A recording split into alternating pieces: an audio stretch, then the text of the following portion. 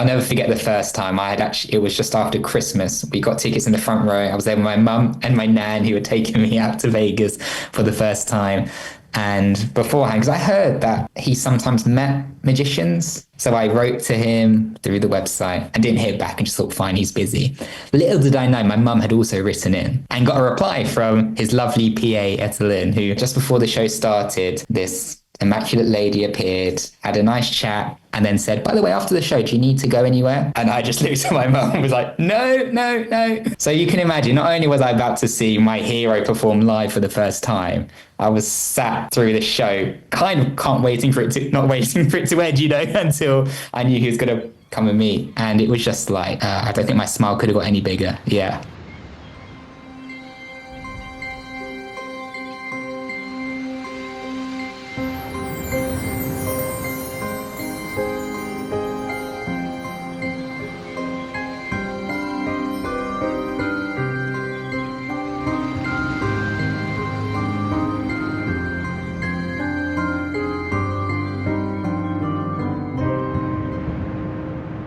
Hello and welcome to another episode of Desert Island Tricks.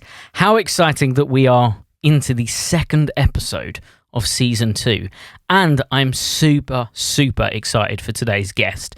Today's guest is someone who I've seen him perform in the West End. Absolutely phenomenal. It was actually during COVID. So there was a slight time when theatres could open and they put together a magic show in the West End. The highlight of the show all day long was his act. It was absolutely phenomenal. And today's guest has just a ridiculous amount of accolades, right? Now listen to this. British Champion of Magic 2014. The Magic Circle Stage Magician of the Year 2018. The Magic Circle Terry Herbert Award 2019. The Magic Circle Close-Up Magician of the Year 2020. London Close-Up Magic Champion 2021. It goes on and on and on. He's a resident magician at Wembley Stadium, and he actually sort of runs the Young Magicians Club in London. And we're going to talk about that at the very beginning because it's such an incredible place for young people to do magic. But we'll talk about that again. So today's guest is the wonderful Edward Hilsum. How are you, Edward? Oh, I'm very well. Wow, that introduction. Thank you so much, and no pressure. That is an incredible accomplishment. The amount of things that you've accomplished is just incredible. And like I say, seeing you in Wonderville in London was incredible. And that was the first time I was introduced to your work. Yeah, thank you. That was a really special show. I mean, being at the Palace Theatre where the first ever Royal Variety performance was, and David Deban, the first Magic Circle president, performed in that show. So not my show, the first Royal Variety. So yeah, very special place and a joy to be part of it. Yeah, it was such a lovely show. I really enjoyed it. It was very, for those who didn't get a chance to see it, I would say it was very old school variety, almost vaudevillian theatre. It was such a diverse mix. And if I remember rightly, they had different performers which changed up on different shows. So I think we had a circus performer, a hoopist or something in R1, which again just was so interesting and different and very old school nostalgic, I would say. Yeah, it was a really special place because it's where the Harry Potter play is on. And there was only so much. I mean, we did have an incredible set designer, but the Harry Potter play didn't allow us to completely strip the theatre.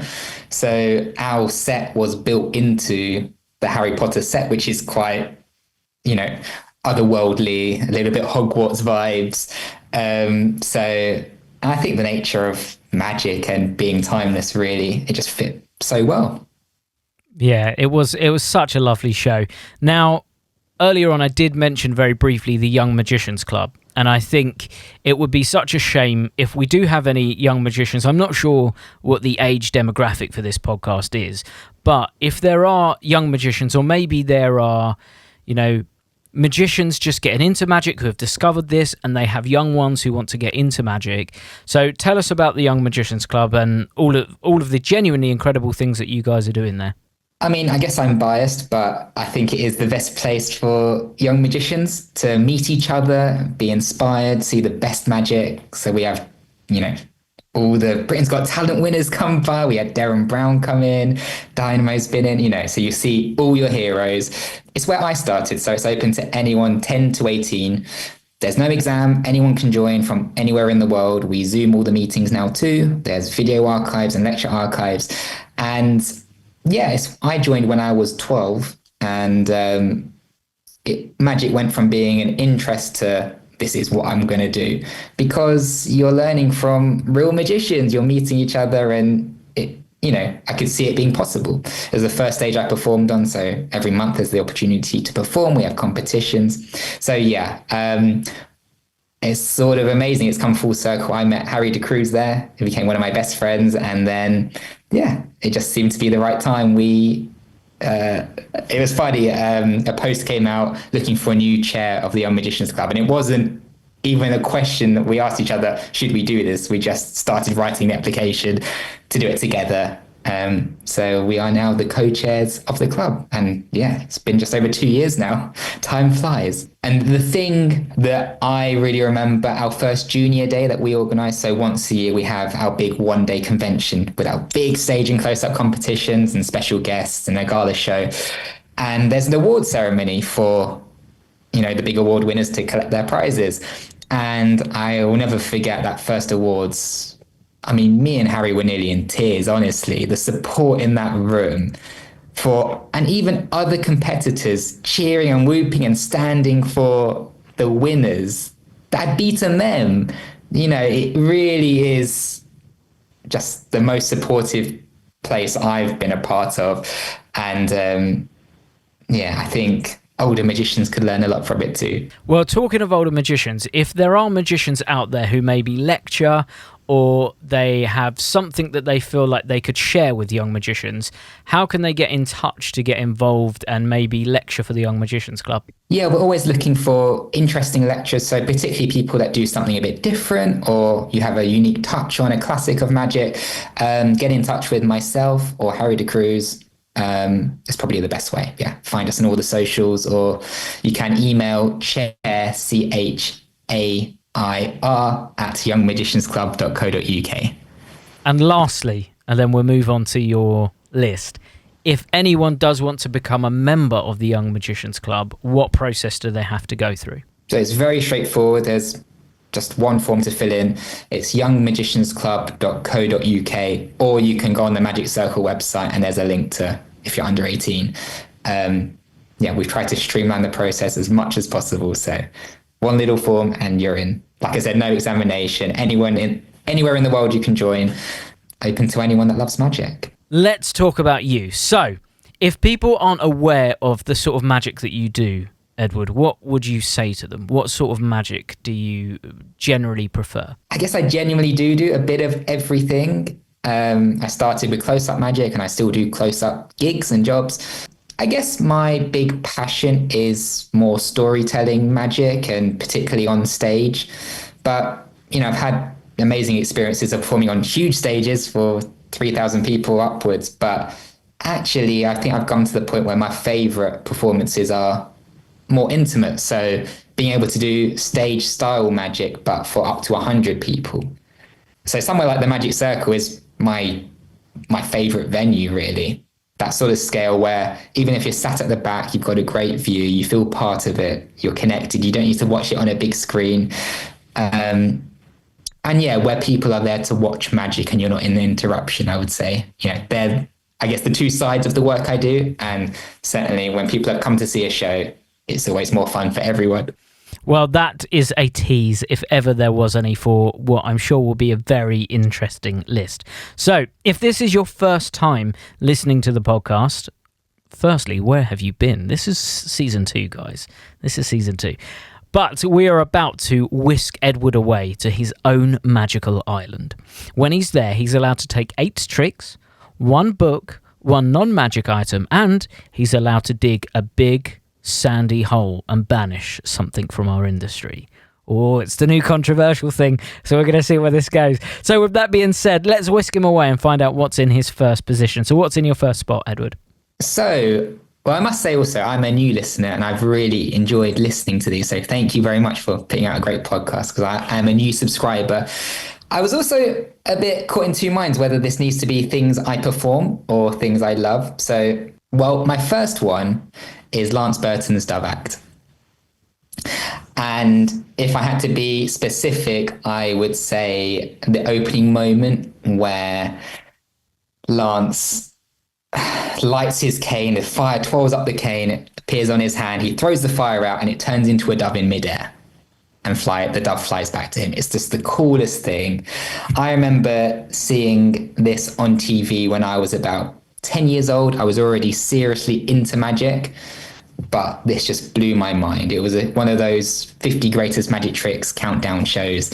I think he was position 3. I didn't even catch his name, but that few seconds was burned into my mind. And from that moment on, anytime I thought of a magician, that's the image that came to mind.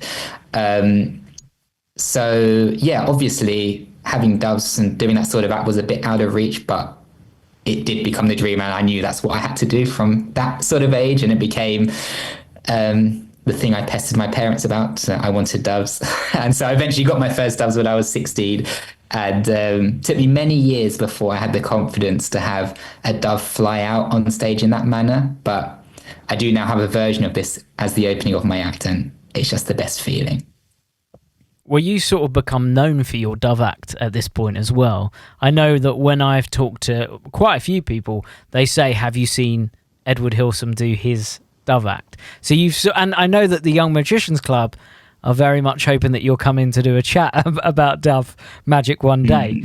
So in terms of, because we've not, as far as I remember, we've not had a dove act or a dove routine so far on the podcast.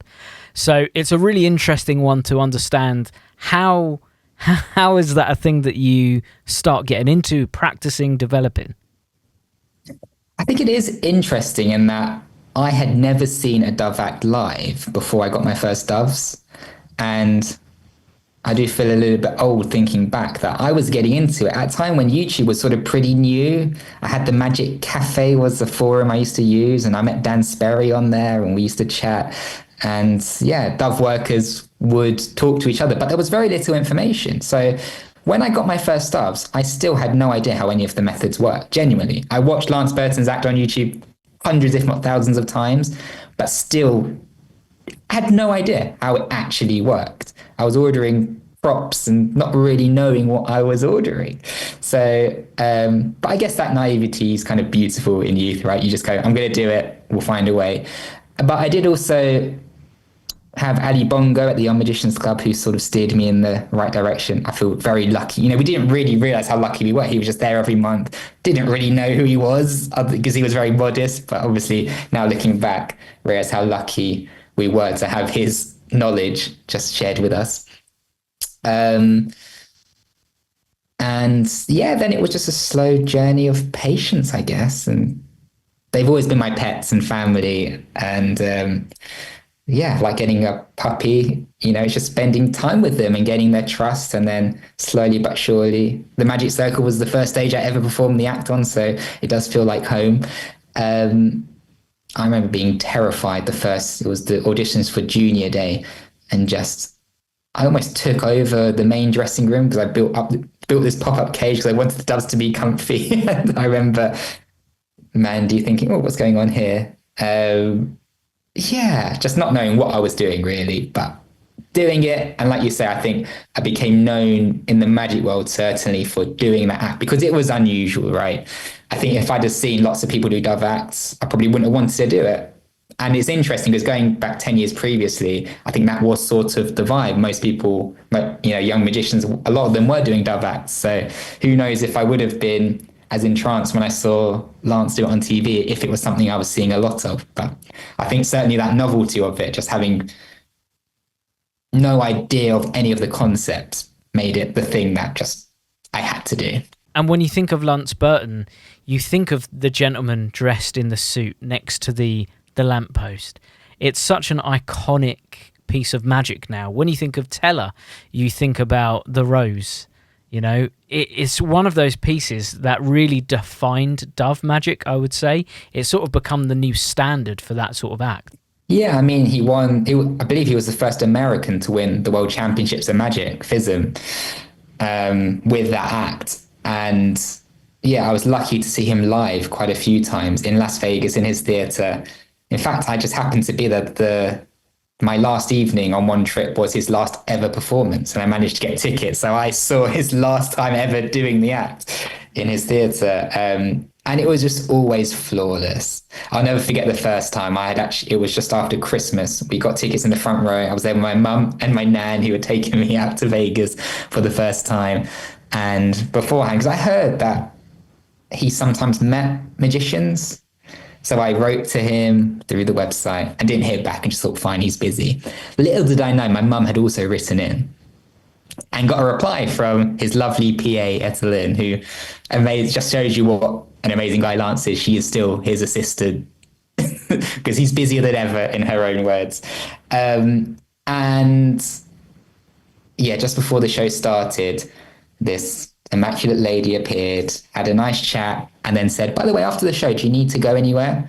And I just looked at my mum and was like, no, no, no. And yeah, so she said, please stay in your seats and Lance would love to meet you. So you can imagine, not only was I about to see my hero perform live for the first time, I was sat through the show, kind of not waiting for it to end, until I knew he was going to come and meet. And it was just like, I don't think my smile could have got any bigger. Yeah. And seeing him do the act live was just like watching him on YouTube. It was perfect. Although there was a slight change where when he did it, certainly in the time I saw him, probably in the last 5 or 6 years of his career at the Monte Carlo, he would actually speak, which gave it a very human vibe, because some of those early videos, he's quite distant. He's even got a little bit of white face in some of those early videos of him. So he's quite a cold character, but the warmth when he starts talking his Kentucky accent, he just says, this is the act that got me through college, and it takes on a completely different life. And so, yeah, just amazing to be able to see him live, to meet him. His generosity is incredible. And I know he did that with every young magician who wrote in.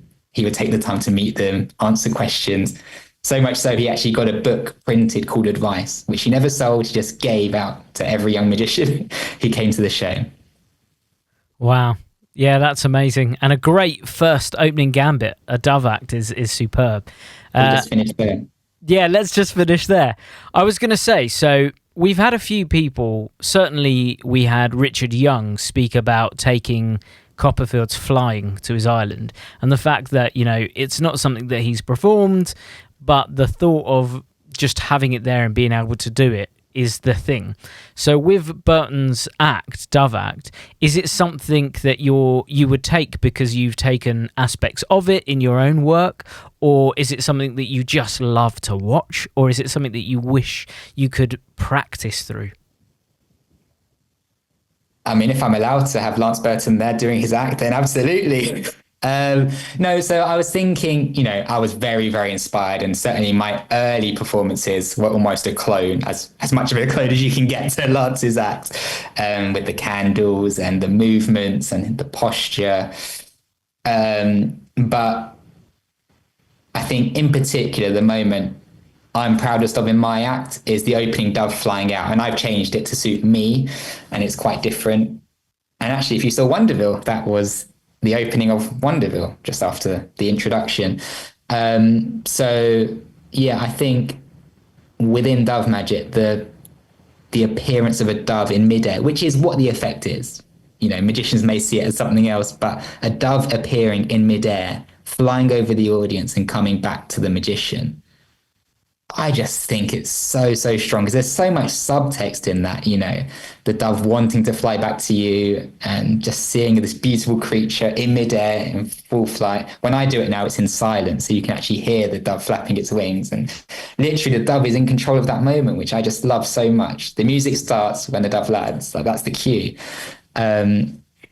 So I think of all the elements of his act, yeah, I've sort of obviously been inspired, as every Dove magician since Lance has, by him. But yeah, the opening of a dove flying out and coming back to me from a flash of fire, I should say too. Yeah, is a moment I'm very proud of. And I guess Lance is always with me in the back of my mind as I do it. Well, it's a great first choice and brings us nicely into number 2. So what did you put in your second spot? So second up is a routine of mine that I call Silver. So it's actually the first piece of magic I created. It's a coin routine where 3 coins appear one by one and vanish one by one. Sounds very simple, but it's also combined with the story of my first experience of seeing real magic. So I talk about being at a magic show, sat on the damp grass in a marquee, the magician picked me and pulled a coin out of my ear. That may not sound like much, but remember, I was only 7, etc. So then I get someone to join me, sit next to me on stage, and the vibe is really passing on that experience to the person that joins me, but the audience sees it through their eyes too. And in terms of the magic itself, I was quite inspired by the clarity of Chris Kenner's 3 fly. This isn't a 3 fly routine, but just how clear Chris's routine is, and also super inspired by Teller and his routine. Silverfish, I believe he calls it. Magicians may know it more as a miser's dream type routine, but just how pure and magical those routines are.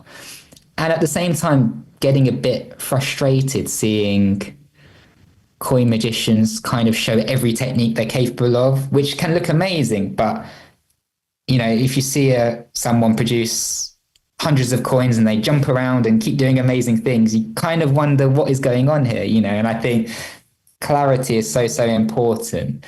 So yeah, you can sometimes feel like you're watching a juggler, I think, when you're seeing these things on a black mat jump and do all these crazy things. So, and I think there's a time and a place for those sorts of moves, but I wanted something that felt very pure.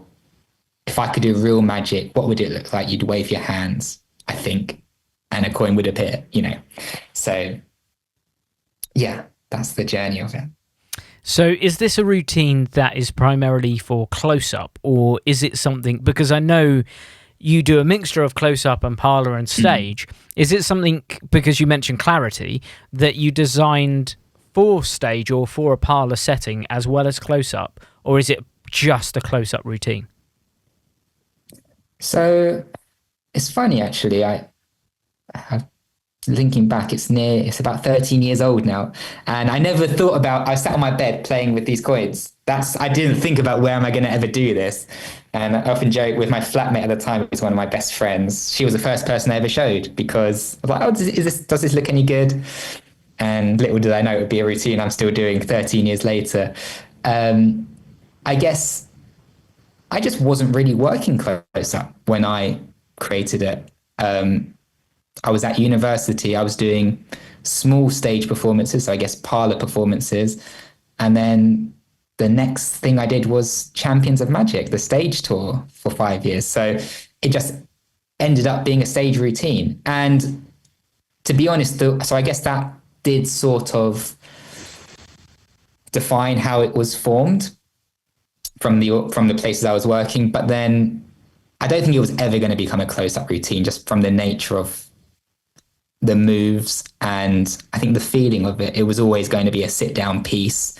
So I have done it in a parlor environment, so, you know, for a small audience, but it's very much audience sat down watching, there's music. So even at the beginning, I created it to a piece of music that I just loved. So yeah, I think by the nature of it being accompanied to music, or like the magic is choreographed to music, I guess means it's not really a worker close-up routine. Well, it sounds like a lovely routine, especially when you say you put the music. I bet it's absolutely lovely to watch. But it does bring us to number 3. So we've gone from doves to coins. So where are we going to go to with number 3? So number 3, I have Professor's Nightmare, or fiber optics, a 3-rope routine. So basically you show a small piece of rope, a medium piece of rope, and a long piece of rope, place them together. They all become the same length. And I just sort of do, I don't know, it's sort of a mixture of moves that I've picked up and maybe some of my own, of ends popping off and ropes melting together and separating and cutting the ropes. But I just love it. And if I'm being completely honest, the story I tell in Silver of the coin appearing from my ear, meeting a magician that experienced the magic, that is true, genuinely true. I do really remember that time seeing my first magic show. But the magician picked me. He didn't pull the coin out of my ear. He pulled out a piece of rope. He cut the rope in half. He tied those ends together, pulled off the knot, and gave me that knot. And that knot came home with me. It sat on my bedside table, and I untied it and tied it up again so many times until it completely frayed into little fragments. And that is the real feeling. Like, even thinking back to it, I have, as I tell the story, I just wanted to do a coin routine instead of a rope routine in my show. And I think people kind of associate with that image more of a coin coming out your ear than a piece of rope joining back together. So, but that is a real image I have of this rope trick. I can't really remember what he did, to be honest, but I do remember getting the knot. And so I guess that started my fascination with rope magic. And I remember a few years later on a daytime TV show, seeing a magician do a 3 rope routine. And I think that's probably the first time I saw a magician with 3 different sized ropes, a la Professor's Nightmare. And I guess like seeing Lance Burton after being into magic, seeing this routine after seeing probably quite a basic cut and restored rope, again, just blew my mind. I was like, wow, I have no idea what's going on there. Just all those moments of magic. And I can't remember how I started learning it. Probably, I remember doing a more standard version without the really visual moves. And then I must have seen Richard Sanders' lecture, or I probably got his DVD before. I remember seeing him at Blackpool and him being like hero level status in my mind. Yeah, so it's one of those routines, one of the first close-up routines I ever started working on. And it's something I still do today at gigs. Every gig, I have the ropes. Some of my good friends really laugh at me at the thought of me pulling out these ropes, but I love it. And I think that's authentic. And, you know, I think there's a room for unusual props in magic. Well, that's a wonderful list so far. We've got doves, we've got coins, now we've got ropes. Super diverse. I love it. So what's in number 4? What did you put in your 4th spot? So number 4 is a routine. Well, I don't really have a name for it. It's the magician's assistant. So this does go back to Wonderville, so it's good that you mentioned it. Basically, Wonderville was a chance I got offered what is my favorite magic, what magic would I love to do? So a lot of my favorite magic was in that show. If I had to describe it, it's basically, if you've ever seen, because there's lots of magicians who have done versions of it. Normally you get a child up on stage, you put a jacket over them, but the jacket goes over their arms. Stay with me. And the magician's arms then go through the arms of the jacket. So it gives the illusion that you're just looking at the kid, but actually you're looking at the kid, but the magician's hands are doing the work. So the magician is out of view, behind the kid. And it's a routine that I first saw. Like I say, you've seen quite a few magicians have done versions of it, but it's always a bit of a joke. Well, normally I would say it's just a bit of a joke, a bit of a, oh, that's cute. But I have to go back to Lance Burton, because he, in his show, amazingly actually, like getting to know a bit more about how he put the show together, his favorite part of the show was always the moment with the kid.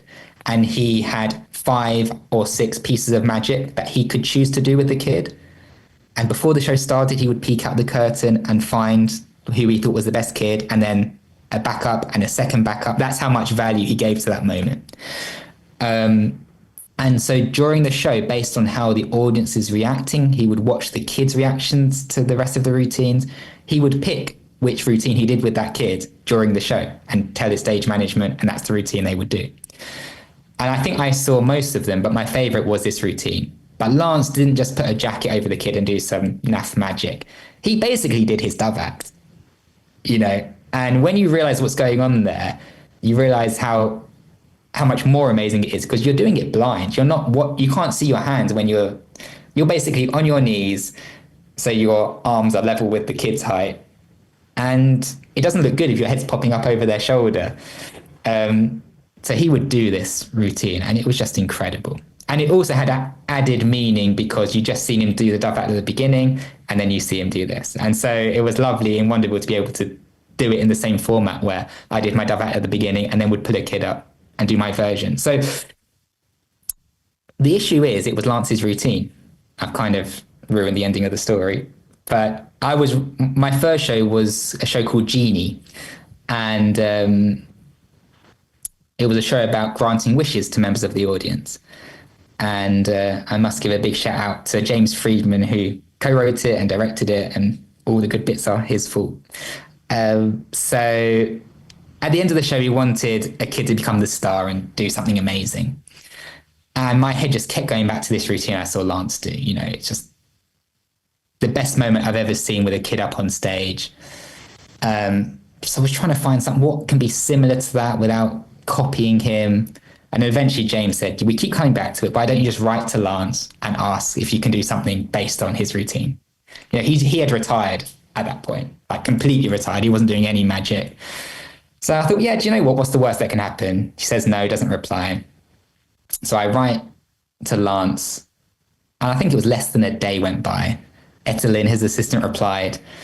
And this blew my mind away because the beginning of the message was, oh, Lance just wanted to say thank you so much for mentioning him in your interview at the Magic Circle. I was like, oh my gosh, you know, because I guess any interview I do, Lance comes up because he is the reason that I'm doing it in the way I'm doing it. And I'll often mention that story of meeting Lance, how generous he's been. But I never thought he would actually read that. You know, it was in the Magic Circle magazine. And I guess it just shows you, like, whatever level you're at, people let you know if you're mentioned somewhere, well, he may have just opened it up himself and read it, you know. So, yeah, I think it's important to remember the people that have helped you and where you've come from. And that was lovely to, you know, I never said it because I wanted Lance to read it, but certainly it was a bit of a mind-blowing moment. And then, yeah, ended with him giving me his blessing to do something based on his routine, which is what I've done. So it's a very special routine to me. It closed my kind of first theatre show. And yeah, that routine ends with a Dove production. I think that sounds great. And what is the reaction? So I'm guessing this is always different, but what is the general reaction from the kids when the bird appears? So it's interesting because remember, I'm behind the kids, so I don't see the reaction. I hear the audience and I can sort of feel. So Wonderville was really interesting because the choice of kid is so important for that routine, but I wasn't allowed into the audience. So normally I would sort of scout the audience beforehand and pick and maybe even talk to mum and dad to just get a vibe, but I wasn't allowed to go into the audience. So it was completely blind. That kid was picked for me. And that meant I got every possible situation. I had days where I'd put the jacket on and the kid would burst into tears. And the only right answer there is, you know, well, the most important thing is the kid's comfy. And for me, watching David Williamson is a masterclass. And I've seen, you know, after doing that routine, and then I have even more admiration for Williamson in the way he handled, you know, because you kind of look at it and go, oh, this is chaos, but it's not. It's very much organized chaos. And he is right on it if their kid is slightly too young, because obviously they're super cute, but I've seen him handle 3-4-year-olds, which is really a bit too young. And how he handles them and just very kindly gives them the choice to make that, if, you know, would you be a bit more comfy back with mum and dad when you see they're on the brink of tears. But in the environment I was in, it was kind of not always possible to stop that before it happened. So yeah, number one for me was making sure the kid was comfy, and sometimes that meant stopping the routine, letting them go back. But that is probably, that's a rare occurrence, but obviously they're the ones that stick with me.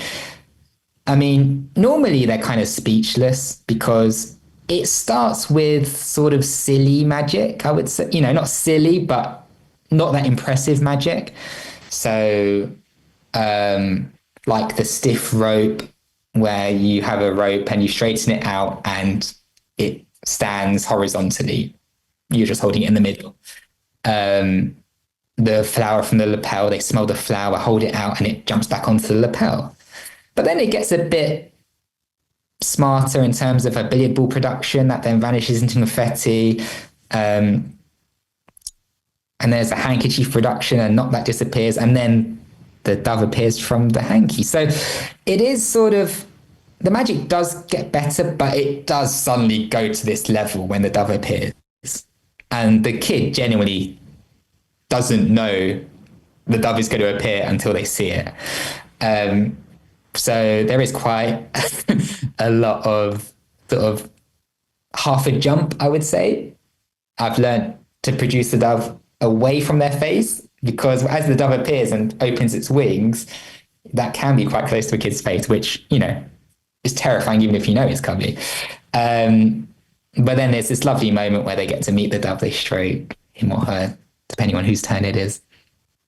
And you really hear the audience gasp, because I think the audience sort of, it's a very cute routine. So even if you didn't do any strong magic, it's quite sweet seeing a little kid react.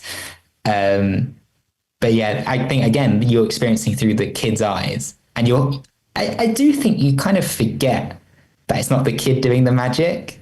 I know that sounds silly, but it's kind of like if you watch a ventriloquist or, a puppet, you do kind of, it's hard not to fall into the illusion and see them having their own personality. And, it is a very, very deceptive illusion when my hands are through the jacket.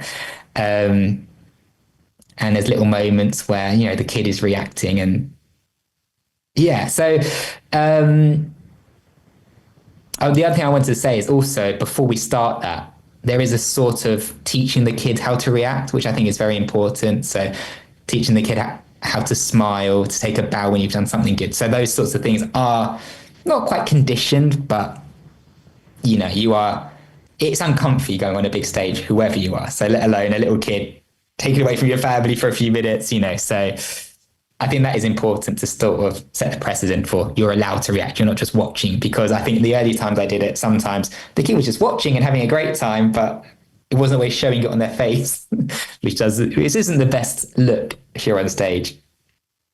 Well, I think that's a great choice. And another eclectic one, we've gone from dove act, coins, ropes, now a magician's assistant routine. I think it's a great list so far, and does bring us nicely onto number 5. So what did you put in your 5th position? So next I have put egg bag. And it's funny because it's one of those tricks that I really didn't like for a long time. I grew up going to a lot of magic conventions, seeing a lot of older magicians perform, and I think my initial response to it is, what is this weird bag? It just looks so odd. But then the more I saw it and saw performers like Denny Haney, Johnny Thompson, Jeff Hobson, it kind of blew me away, the reaction it would get. And I'm also happy to say I was fooled. Like, I knew the basic principle, but I couldn't understand the routines they were able to do.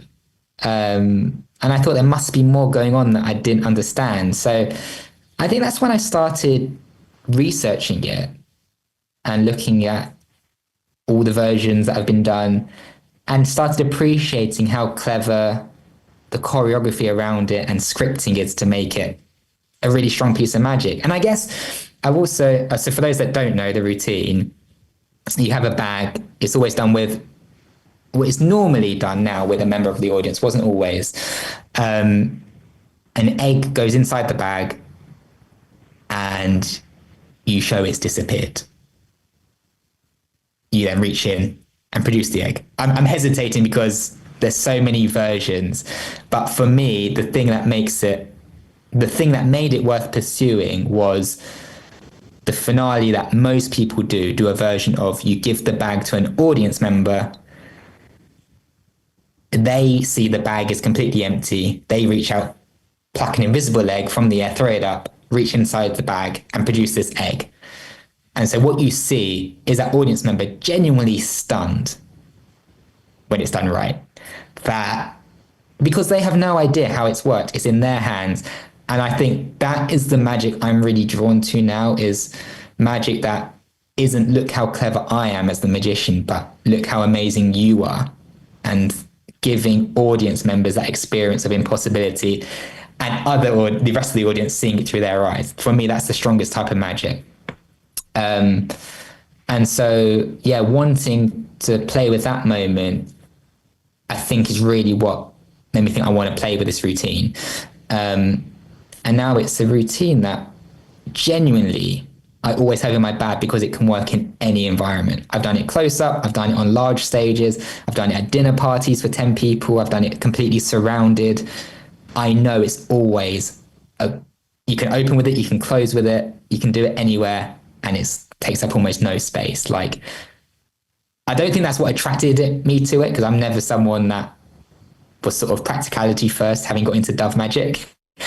But yeah, seeing the response and the versatility of it, it's one of those routines that is really one of my go-to, and in any environment, I love it.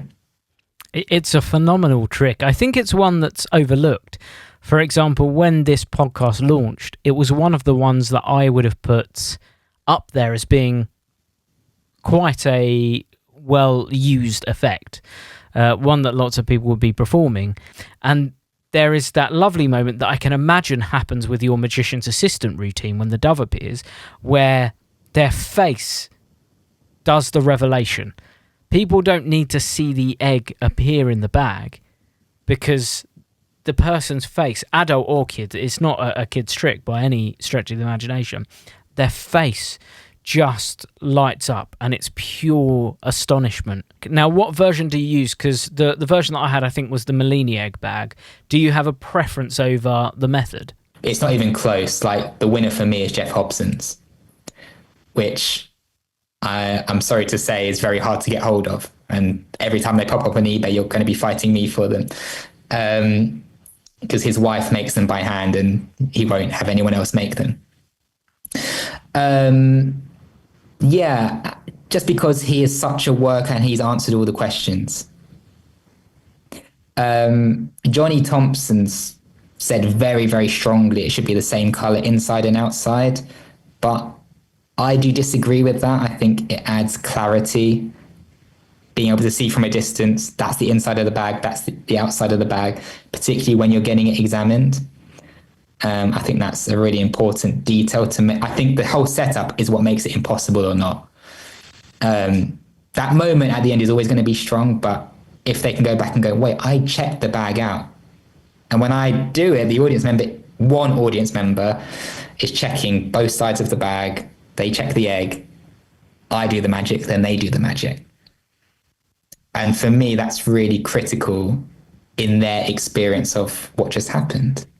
And like you say, those moments when, as an audience, you don't know what's happened yet. I mean, you can guess, you think you might know, but before, for example, in this, you see the audience member, their reaction to feeling the egg inside the bag before you see the egg. And I think that's a common theme in probably a lot of the tricks I've chosen, that they tend to be moments where that happens, of the person on stage helping has that experience, and then as an audience member you experience it through their eyes before you actually see the magic. And I think it's just such a strong moment to play with. I think it also comes back to, what stopped me doing it for a long time was, what is this bag? It's weird. So I think similar to the ropes, I think it does go back to this obsession now of everything needs to seem natural and impromptu. I believe that is what's stopping me from picking it up. You know, if Murphy's released it as something that made sense, I think everyone would be doing it. I think also perhaps it does lend itself better as I have genuinely performed it close up, but I think it's better as a more front on piece. I think it is angle proof, and I have done it surrounded genuinely. But I think when you're on stage, it's one of those routines that plays really big. So it can play small, but I think it's fair to say most magicians work close up. So it's probably is better suited to a bigger audience. Well, I mean, you were saying you did it close up. Yeah, so I used it as when I started doing restaurants, I didn't do a lot of kids magic.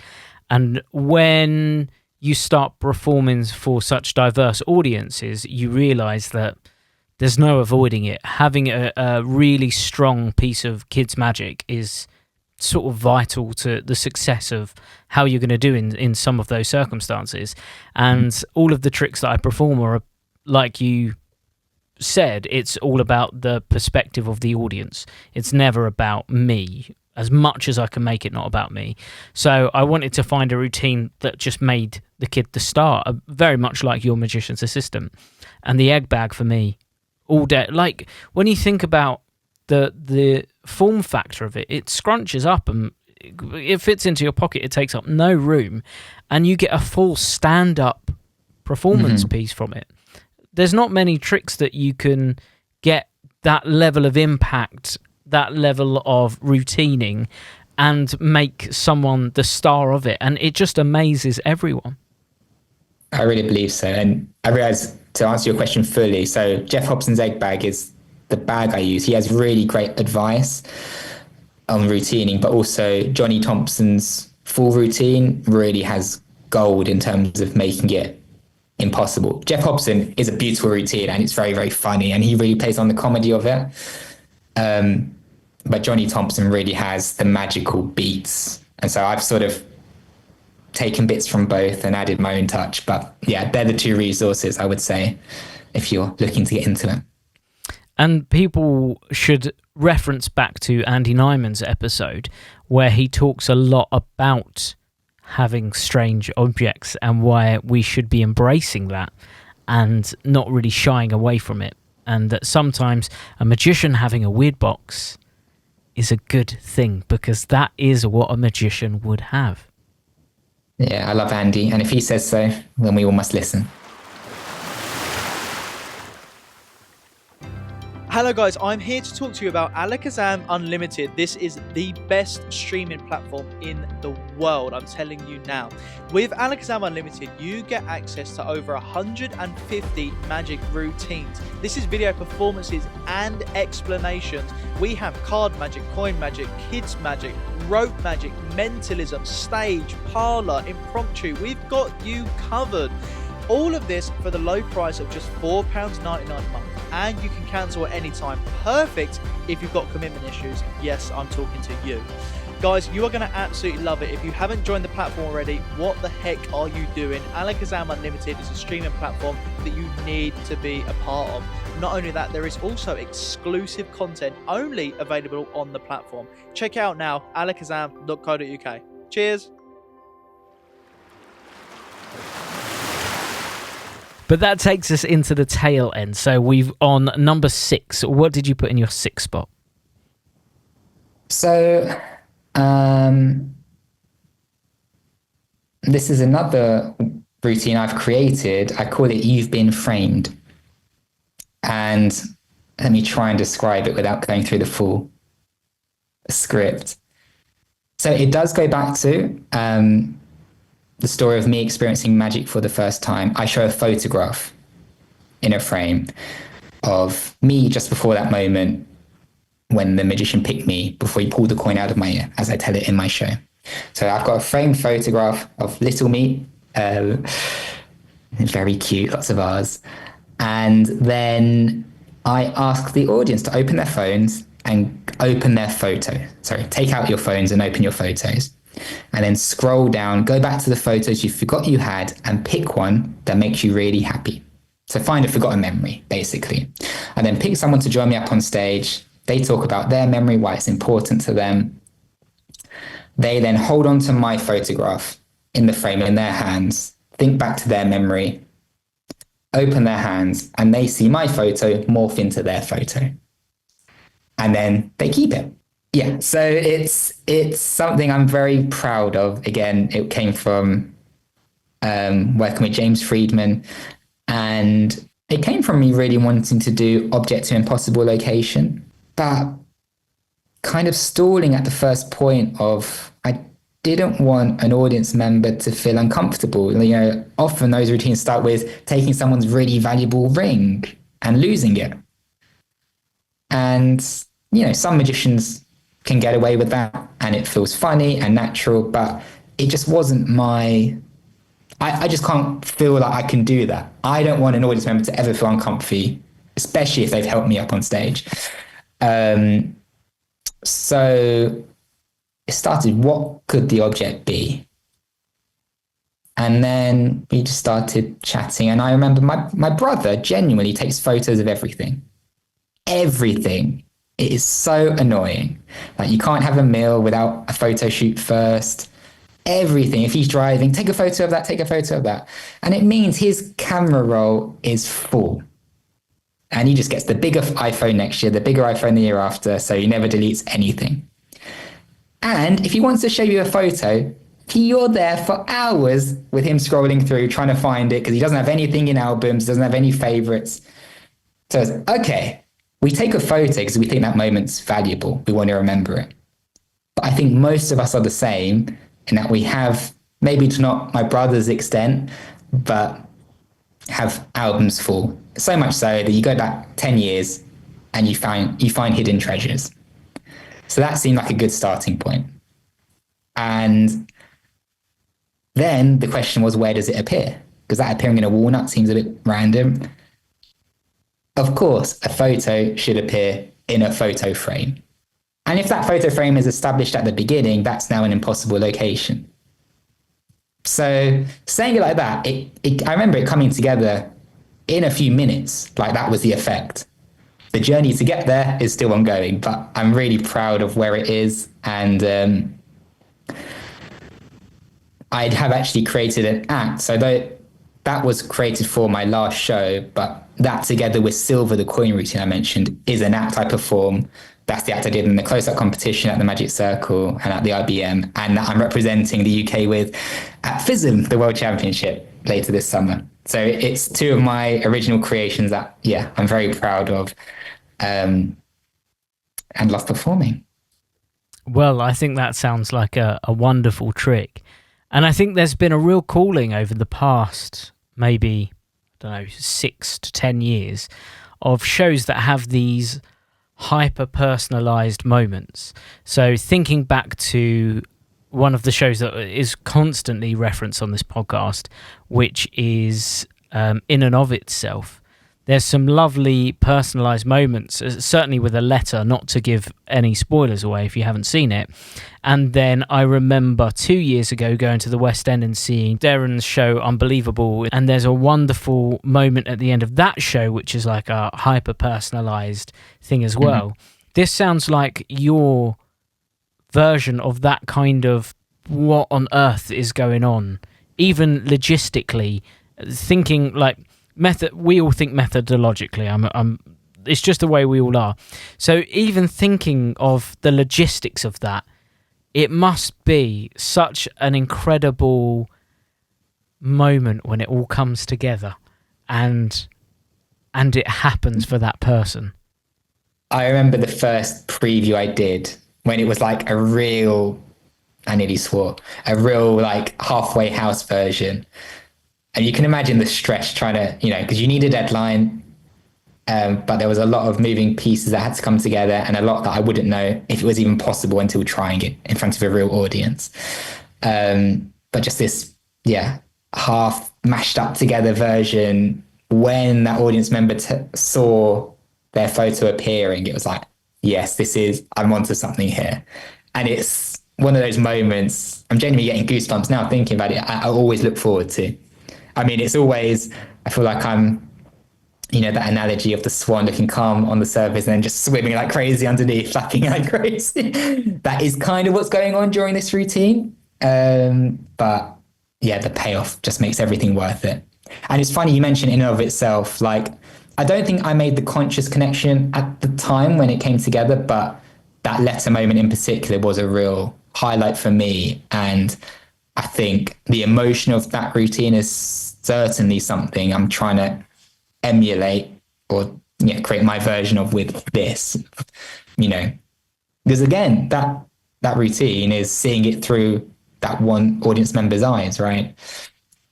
And that is very much what happens here, because none of us were there in this audience member's memory, but there's something really lovely that happens where at the beginning, when they're telling the memory, they're quite distant from it. So it might be, oh, I was at my grandma's house one Christmas with my family.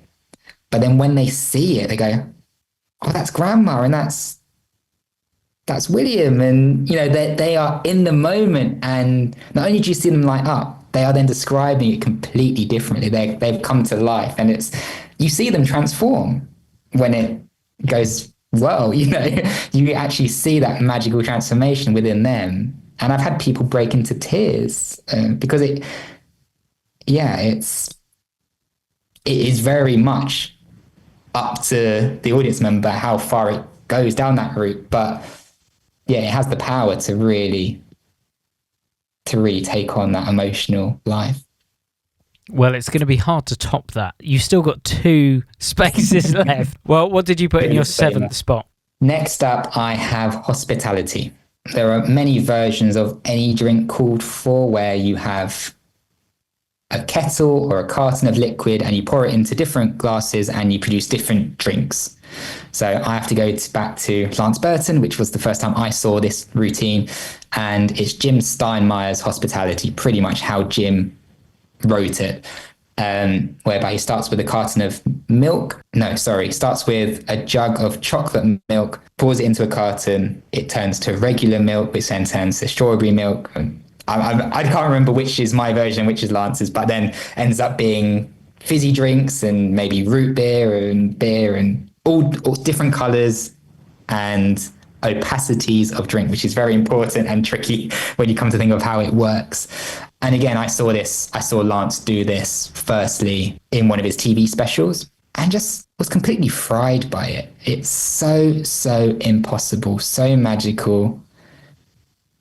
Everything is handed out, everything is tasted. Oh yeah, and then at the end, the best bit, this carton where you're thinking, okay, there must be some sort of crazy contraption inside this carton. He just poured 6 different drinks out, 6, 7, 8 different drinks. And there must be all these tubes whirling around this carton.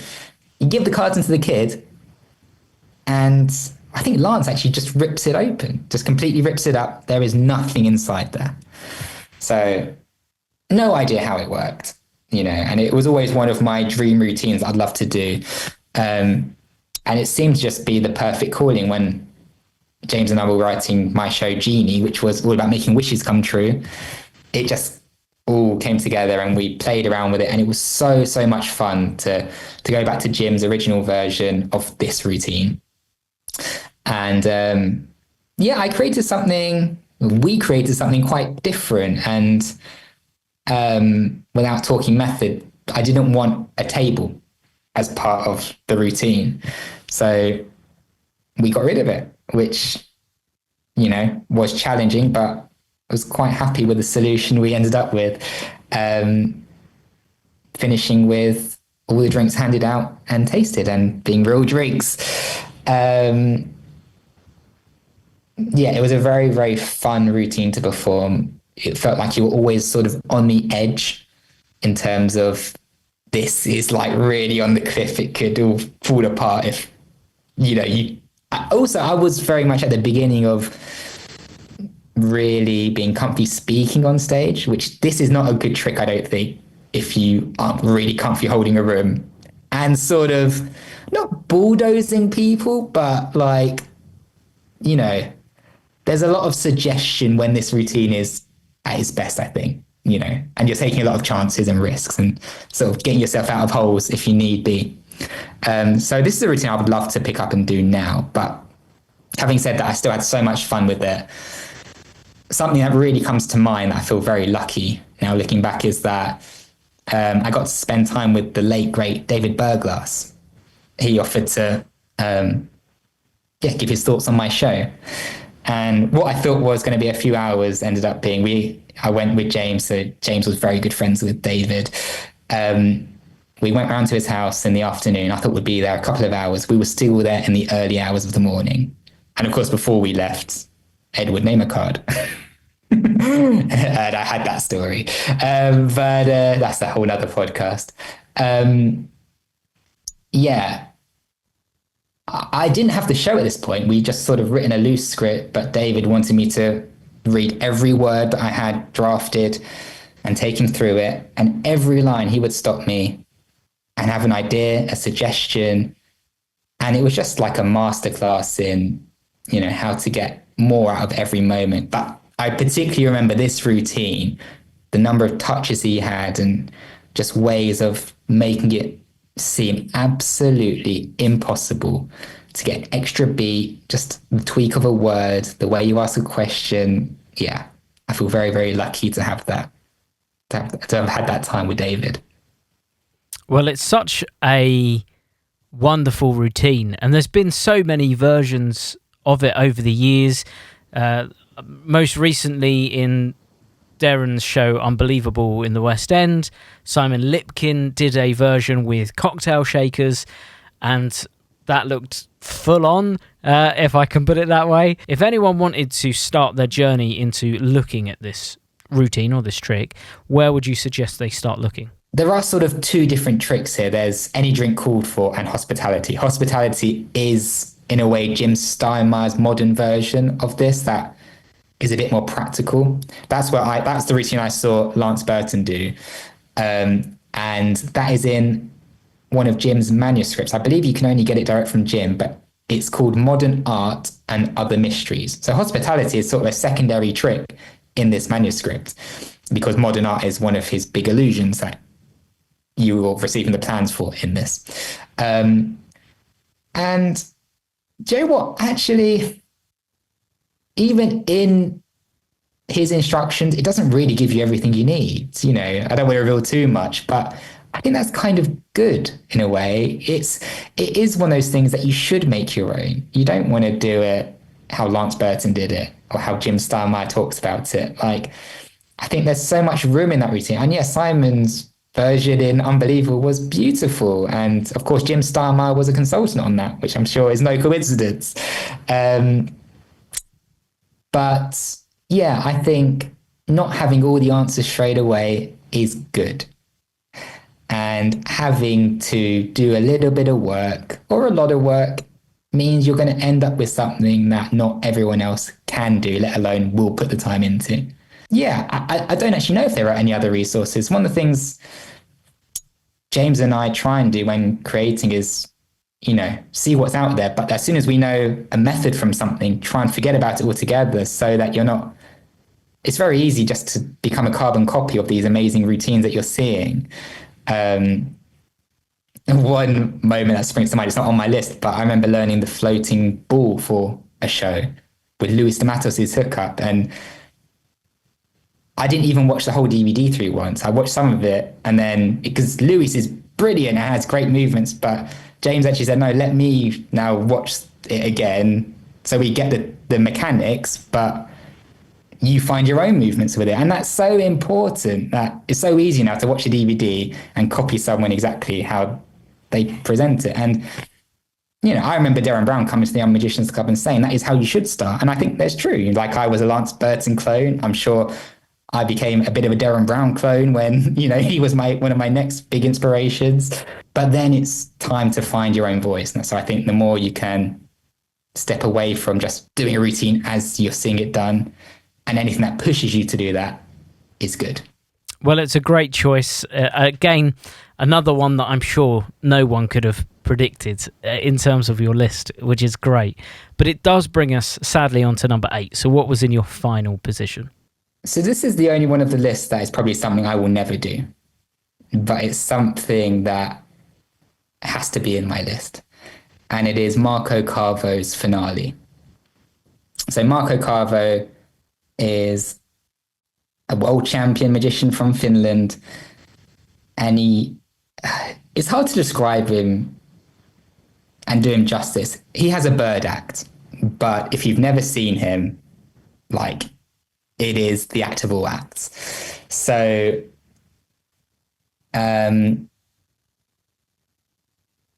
he has kind of a classical beginning with, you know, the dove appearing and flying around, and he produces 5 doves. I don't want to go through beat by bit, there's no point. There is videos of his act out there. Again, that won't do him justice, but the finale that I'm talking about is where he basically produces cages of increasing size, followed by a larger and larger bird to go with that cage. Finishing with a cockatoo and a macaw, these enormous parrots which fly over the audience and come back to him. But even more specifically, so the first time I ever saw him was 2011 at the London Palladium.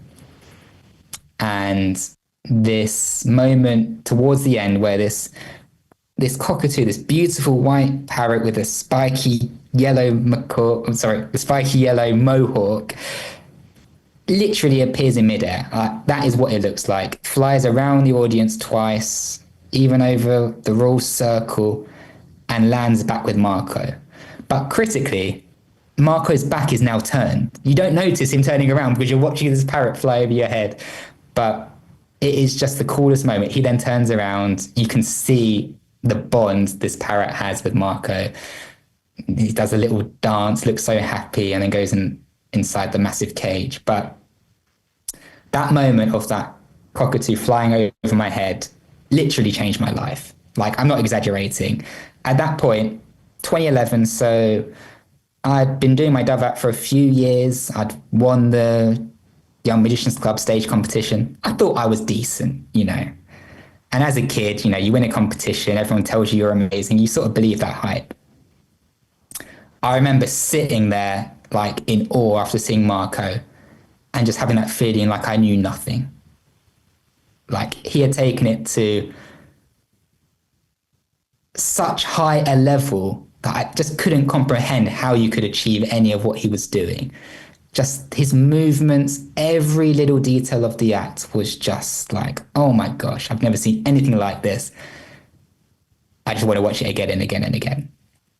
And I think it's what happens when you dedicate your life to an act. You know, that's literally what he has dedicated his life on for the last 40 plus years. And that's how you become the best in the world. And I guess I just, you know, I was so in awe. I just wanted to know more about him. And I was part of the team that got to go backstage. And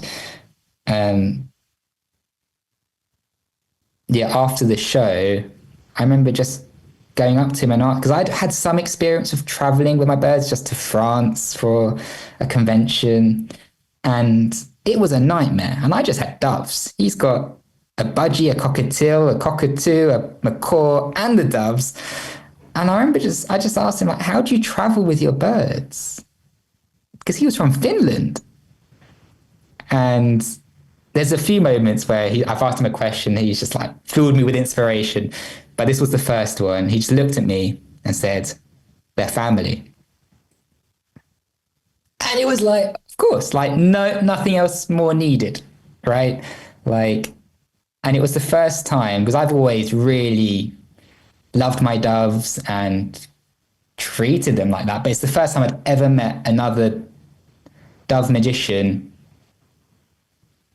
say that and made it clear they feel the same as I do, you know. And yeah, I guess that's just such a profound moment. And also the fact that, you know, in my mind, there is no one that does it better than Marco. And the fact that he has that mentality, I think there's no coincidence between those two, that point of view and how it comes across on stage. And it's lovely that you've picked a piece that you said that it's not necessarily something that you perform, but you just love it that much and you enjoy watching it that much. That's all that you need. I think that's really, really nice. And it's a lovely way to round off your list. We started with birds. we're ending with birds, which is great. A full circle moment. So just reading it back, we've got Lance Burton's Stavat, we've got Silver, Professor's Nightmare, The Magician's Assistant, Egg Mag, You've Been Framed, Hospitality, and Marco Carvo's Finale. What a truly eclectic mix of tricks that we've had there. I think in terms of a photographer taking a photograph of your show, that's going to be a superb amount of different images for your marketing, I think. Do you know, just because you mentioned that, I think there's someone I have to mention that was a huge, huge influence on me, and that was Joni Spina. And she's best known in the magic world as being David Copperfield's artistic director for many years. She's sadly no longer with us, but she judged a competition I did out in America, and we just bonded, and she gave me so much advice and help over the years. And it's funny you say that, because that's one of the big things she used to say, is that imagine there's a photographer at the back of the room taking a photo. What do you want that album to look like? Just because most magicians aren't trained actors. They have had no performance classes. Now, she was a beautifully trained dancer, understood it all, but had this amazing way of being able to communicate that to us idiot magicians that knew no stagecraft. And what this great bit of advice did was, what do you want your album to look like, or photos after the show? And what that does is it makes you think about varying those images that you create on stage, pausing when it's important, which is so, so important, not to rush through an important beat, let a moment sink in, and just think about that in a different way. I'd never thought about it till she said it. And it's one of those bits of advice I've passed on to many performers that I've worked with. And yeah, I think it's lovely that you noticed that even without me thinking about it. So it's nice that Joni is still with us in that way. Well, that's a lovely moment to end on before we get controversial. Because, Edward, there is a spade on your island and you're about to dig a big sandy hole and you're going to banish something in there. So what did you banish from our industry? I am banishing gags that put an audience member down for a cheap laugh. I think it's very, very easy. I've definitely done it at the beginning. I try not to do it. But I think particularly when you're starting out, it's very easy to make a little joke at an audience member's expense that the rest of the audience find it funny, but it's just the lowest form of comedy. And ultimately what you're doing is you're making someone on stage feel uncomfortable for the sake of you feeling a bit more comfortable. I think thankfully you do see it less, but I still see it, and you see professionals do it. I'm not going to call anyone out, but there is maybe a type of personality that can get away with it a little bit, but I don't know if it was a conscious goal. It certainly is now, but when I started doing shows and going to the Edinburgh Festival, I really wanted audience members that came on stage to help me to have a better experience than those that didn't, because I have faced, as I'm sure we all have, audience members not wanting to join us, even in a close-up environment, not wanting to take part. And that is because of us as a community making fun of the audience, not making them comfortable. And actually, like, when I did my last show in Edinburgh 6 years ago now, someone came up to me after the show and said, I wanted to come up on stage and help you. I was like, oh my gosh, that, I hadn't really thought about it for a while. Obviously, that wasn't in the back of my mind putting together this show, but isn't that what we want audiences to think? I want to be next, not, please God, don't pick me, looking down when you go into the audience.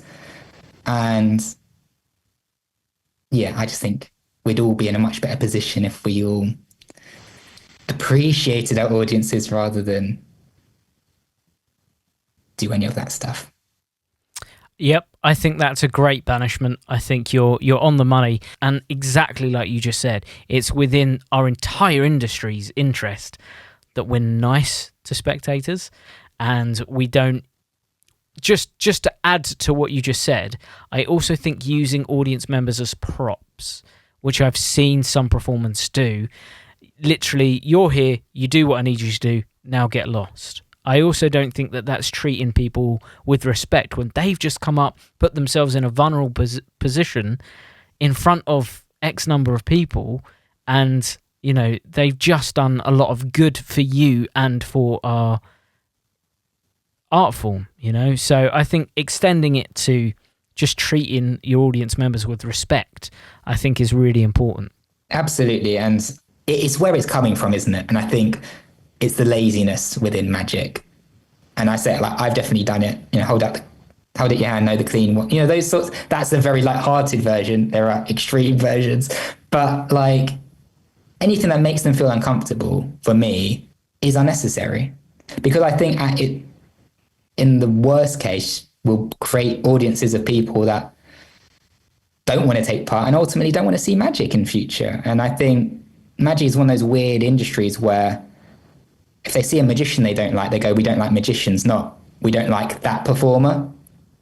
You know, people don't seem to separate someone's talent as a magician from magic. So yeah, we all have to deal with the consequences of each other, I think. Well, I think that's a great banishment. That's good. We've buried that in our sandy hole, and it's gone for good. But we do have 2 items now. So you're only allowed 1 each of these, 1 book and 1 non-magic item that you use for magic. So what did you put in your book position? I honestly found this the hardest out of everything, to pick 1 book, because the truth is I've got a huge library of books that I love, and books I love for different reasons. So I hope this isn't a cop-out, but I have gone with the book I'm reading at the moment, which I am loving. And it is Jonathan Goodwin's life, I guess is the best way to describe it, is everything inside it. It's called Methods to My Madness. And Jonathan is someone that, I guess his TV career started as I was really getting serious into magic. So I grew up seeing everything he did and becoming a huge fan. I remember him coming to one of the shows I was in and being incredibly nervous that he was in the audience, and meeting him afterwards and him being lovely. But just, he's someone I've genuinely been blown away with everything he has done. He has evolved. He made escapology cool and make sense. And all the way up to the biggest stunts, doing incredible live spots in the biggest touring shows. And this book is literally everything. It feels so generous. I've only got up to, so the book starts with his biography, and he talks about, for him, you know, if you want, you just go into the method section. But for him, anyone that he finds interesting, actually their journey into their craft is just as interesting, and knowing why they made the decisions they made. Well, if you know what they were like as a kid and how they grew up and experiences they had, you have that window into their world, and everything else makes a bit more sense. And so I've just finished reading the biography section and getting into the methods. But even just that, it's so fascinating hearing his life journey. And yeah, he's an incredible human being, and I am loving the book. Yeah, he's someone really we need to get on the podcast, because I think he would have such an interesting mix of tricks. But that does bring us onto your item. So what did you put in your item spot? So I picked a puppy. Has that come up before? And so I've always had dogs growing up. Dogs are great. And this is related to magic because I created a video. Must have been about 10 years ago now. And my nan got a puppy, a little Bichon Maltese cross called Kevin. And at 8 weeks old, we all fell in love with him. And of course, my next thought was, well, I need to make a video. So I created a little video of Kevin appearing from a paper bag. I mean, I know that we're not talking about methods here, but I think it's pretty straightforward. Obviously, it wasn't really a magic video. It was just an excuse to get my nan's 8-week-old puppy onto my social media. I mean, I nearly got expelled from the magic circle. That was the end result of this puppy video. I I don't know how much down that rabbit hole you want to go. But long story short, I'm still in the magic circle. I think I made my point quite clearly. And yeah, so I think having a puppy when you're stranded on this desert island would just make those bad days feel great. Because, you can feel pretty down, but that can only last so long when you've got a little puppy running around, giving you kisses, playing with you. So I would love to take a puppy, please. Is that allowed? You can take your puppy, and you've already got all your birds there, because you've got your Dove Act. Lance Burton's Dove Act, but yours as well. So that's already messages there. To their little feet and let them fly away, and yeah, there you go. You're gonna be like the Dr. Dolittle of magicians. I would love that, especially if Marco's parrots can come with me too. Well, they're there as well. They would definitely hate me because they are his babies, but I would happily try and gain their trust. Well, that's a great list. So we've got Lance Burton's Dove Act, Silver, Professor's Nightmare, Magician's This Isn't an Egg Bag, You've Been Framed, Hospitality, Marco Carvo's Finale. You would banish gags that put down audience members. Your book is Jonathan Goodwin's Methods to My Madness, and your item to take is a cute little puppy. I'm happy with that. I think I wouldn't get too bored on Desert Island. I mean, I've got plenty of drinks I can produce. I might get a bit hungry. Now, if people want to find out more about you, Edward, or find out about shows that you got going on, all of that good stuff, where can they go? I am Edward Hilsum on all your favourite socials. So yeah, you can find me there. If you're interested in shows, there are a few things potentially coming up, and I have a mail list on my website. So that's probably the best place if you want to see me live. I don't spam people. I send out 2 or 3 emails a year just with upcoming dates. So yeah, if you're interested in that website, otherwise Edward Hilsum on all the socials. Well, last year you did your show at the Magic Circle, which I was gutted I couldn't get to. So hopefully they allow you back there at some point, because I'd really love to get there to see it. Yeah, I love the Magic Circle. Like I said, it sort of feels like home. The first stage I ever performed on, and yeah, I love performing there. So fingers crossed we can do it again. Yeah, I very much hope so. Thank you so much for your time, Edward. Thanks for having me. It's been a pleasure. It's been a lovely list. And thank you all for listening. Of course, we will be back next week with our next Desert Island Tricks. And remember, you can put in your list. So if you want to send in your list, we do have Stranded with the Stranger on Monday. So send in your list to sales@alakazam.co.uk. Put in the subject line your Desert Island list. And don't forget, you get to banish now. So send in your list with your banishment, your book, your item, and your 8 tricks, and we'll get one of those recorded for you. So thank you all again. Again, thanks to Edward. Do go check out the Young Magicians Club. Do go check out Edward's socials, and do check out when he has shows on, because you'll probably see me in the audience, no doubt, because I really want to see You've Been Framed. So with that being said, I hope you all have a wonderful week, and we'll see you again next week. Goodbye. When I perform at gigs, I look at effects that tick these 3 boxes. Is it super strong and powerful? Yes. Will it last with your spectators for a lifetime? Absolutely.